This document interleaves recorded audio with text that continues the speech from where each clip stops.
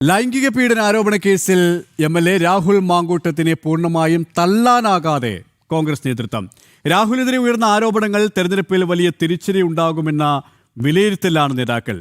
രാഹുലിനെതിരായ party നടപടി പരാതിയുടെ അടിസ്ഥാനത്തിൽ മാത്രമെന്നും കോൺഗ്രസ് വാദിക്കുമ്പോഴും KPCC അധ്യക്ഷന്റെ നിലപാട് മറിച്ചാണ്. വിശദാംശങ്ങളുമായി കോഴിക്കോട് നിന്നും ശ്യാം പ്രസാദ് ശരിയാണ്. ശ്യാം, പറഞ്ഞതുപോലെ തന്നെയാണ് കോൺഗ്രസ് നേതൃത്വം പല രീതിയിലുള്ള വാദഗതികളാണ് മുന്നോട്ട് വെക്കുന്നത്. ഒരു വിഭാഗം രാഹുലിനെ അനുകൂലിക്കുമ്പോൾ മറുവിഭാഗം ഞങ്ങൾ അനുകൂലിക്കുന്നില്ല എന്ന് വരുത്തി തീർക്കാനുള്ള ഒരു ശ്രമം, അതായത് മുഖം രക്ഷിക്കാനുള്ള ഒരു നീക്കമാണ് എല്ലാ തരത്തിലും കോൺഗ്രസ് നേതൃത്വം ഈ ഒരു വിഷയത്തിൽ ആവർത്തിക്കുന്നത്, അല്ലേ?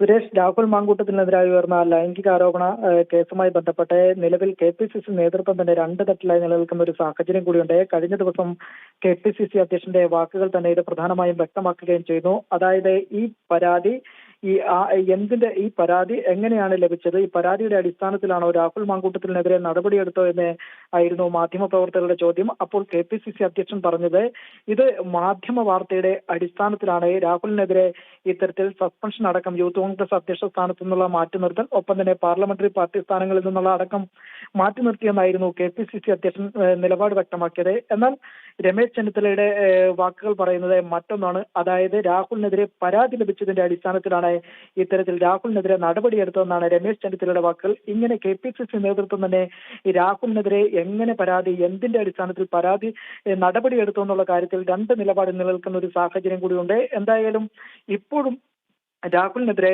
എങ്ങനെയാണ് പരാതി എടുത്തതിന്റെ കാര്യത്തിൽ ശ്യാം, ഇവിടെ ശ്രദ്ധേയമാകുന്ന മറ്റൊരു വസ്തുതയുണ്ട്. ഈ തദ്ദേശ തെരഞ്ഞെടുപ്പ് മുന്നിൽ കണ്ടുകൊണ്ടുള്ള ഒരു ആരോപണമാണ്, കേസാണ് എന്ന് വരുത്തി തീർക്കാനുള്ള ഒരു നീക്കമാണ് കോൺഗ്രസ് നേതൃത്വം നടത്തുന്നത്. അതായത് രാഹുലിനെതിരെ ഏതെങ്കിലും നടപടി എടുത്തു കഴിഞ്ഞാൽ അത് തദ്ദേശ തെരഞ്ഞെടുപ്പിൽ വലിയ തിരിച്ചടിയാകുമെന്നുള്ള ഭയം അവർക്കുണ്ട്. പക്ഷേ ഇവിടെ ഇതേ ചൊല്ലി കോൺഗ്രസ് നേതാക്കൾ പരസ്പരം പഴിചാരുന്ന സമീപനമാണ് സ്വീകരിക്കുന്നത്.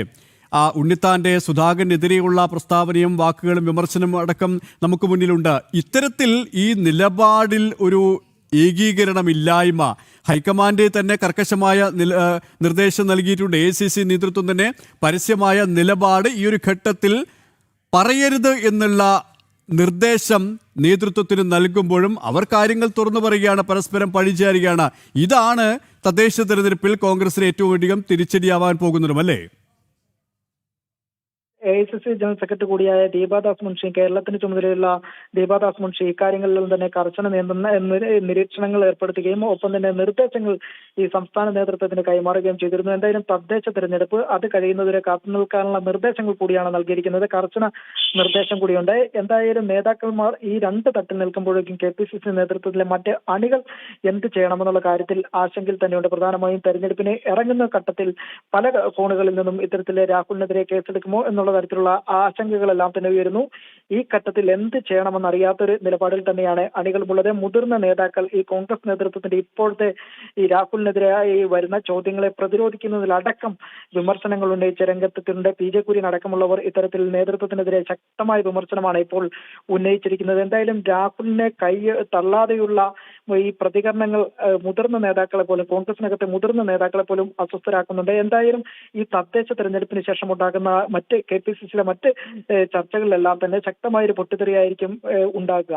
സുരേഷ്, രാഹുൽ മാങ്കൂട്ടത്തിനെ ചൊല്ലി കോൺഗ്രസ് തന്നെ രണ്ട് വിഭാഗമായി തിരിഞ്ഞിരിക്കുകയാണ്. പരസ്പരം പഴിചാരുന്ന സമീപനം ഇത് കോൺഗ്രസിനെ സംബന്ധിച്ചിടത്തോളം തദ്ദേശ തെരഞ്ഞെടുപ്പിലടക്കം വലിയ തിരിച്ചടിയാകുമെന്നുള്ള വിലയിരുത്തലാണ് രാഷ്ട്രീയ വിദഗ്ധർ നടത്തുന്നത്. ശ്യാം പ്രസാദാണ് കോഴിക്കോട് നിന്നും വിവരങ്ങൾ നൽകിയത്.